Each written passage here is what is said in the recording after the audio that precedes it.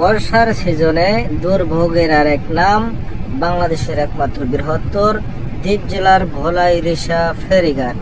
এই মুহূর্তে দেখতে পাচ্ছেন ঢাকা টু ভোলা ইলিশা রুটের ফেরি কার্নিভাল ক্রুজ থেকে নামছে গাড়ি। তো দেখতে পাচ্ছেন যে জোয়ারের পানি বৃদ্ধি হওয়ার কারণে র্যাম তলিয়ে যায়। এখানে দুটি পল্টন রয়েছে, একটি লো ওয়াটার, একটি হাই ওয়াটার। হাই ওয়াটার পল্টনটি ব্যবহার করা হয় যখন জোয়ারে প্লাবিত থাকে।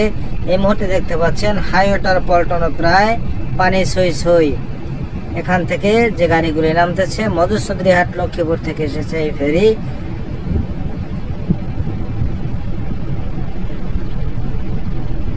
দেখতে পাচ্ছেন অসংখ্য গাড়ি এখানে জমা হয়ে রয়েছে শুধু এই জোয়ারের কারণে।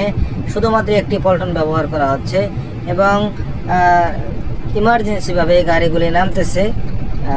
জোয়ারে অধিক পরিমাণ পানি এখানে জমে যায় দ্বীপ জেলা ভোলা ইলিশা ঘাটে। তেমনই দেখতে পাচ্ছেন যে ফেরি কার্নিভাল ক্রুজ থেকে নামছে গাড়ি। এই মুহূর্তে র্যাম তলিয়ে যাচ্ছে। জোয়ারের পানি বৃদ্ধি হয়, এরকমটা হয়ে থাকে প্রায় সময়, বিশেষ করে বর্ষার মৌসুমে। তো লো ওয়াটার পল্টন যখন লাস্ট ভাটা থাকে তখন লো ওয়াটার পল্টন ব্যবহার করা হয়, কারণ লাস্ট ভাটার সময় যে হাই ওয়াটার পল্টন রয়েছে সেই পল্টনটি অনেকটা উপরের দিকে উঠে থাকে, যার কারণে গাড়ি লোড আনলোড করতে খুবই কষ্ট হয় ফেরির ভিতরে।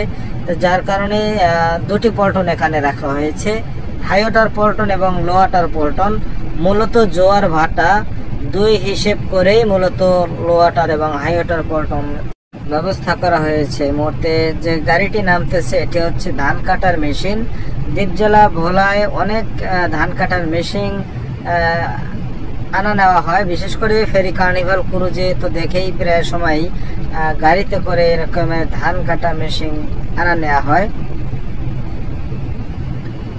তবে এখানে স্থায়ীভাবে ঘাট হওয়া সম্ভব নয় যেহেতু নদী ভাঙন কবলিত এলাকা। এই মুহূর্তে দেখতে পাচ্ছেন যে দুটি ফেরি, এই ফেরি দুটি মধুচৌধুরীহাট লক্ষ্মীপুর রুটে চলাচল করে। বেগম রোকেয়া এই মুহূর্তে যাচ্ছে মধুচৌধুরীহাটের উদ্দেশ্যে এবং কাবেরী ফেরিটি কিন্তু এসেছে ইলিশা ঘাটে। এই মুহূর্তে দেখতে পাচ্ছি গাড়ি নিয়ে মধুচৌধুরীহাট থেকে দ্বীপ জেলার ভোলার মানুষের অন্য অন্য জেলার সাথে যোগাযোগ মাধ্যম হচ্ছে ফেরি কিংবা লঞ্চ।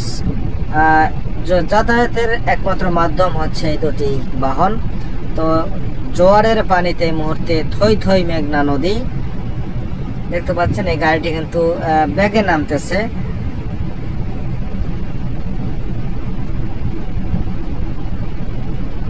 তো শীত মৌসুমে এরকমটা হয় না, এরকমটা সচরাচর দেখা যায় না। যাই হোক, ভিডিওটি ভালো লাগলে অবশ্যই লাইক কমেন্ট শেয়ার করে সাথে থাকুন। ধন্যবাদ।